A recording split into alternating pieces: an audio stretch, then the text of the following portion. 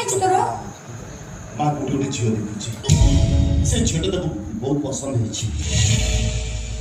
କାଲି ରାତିରେ ଫୋନ୍ କରିଥିଲା, ଘରୁ ଗଲେ ବାହାଘର ଦିନ ବାର ଠିକ ହବ। ଏତେ ମନ ଦୁଃଖ କରିବାର କଣ ଅଛି? ଝିଅ ଠିକ ହେଇଛି, ବାହାଘର ହବ, ଏ ତ ଖୁସିର କଥା ନା।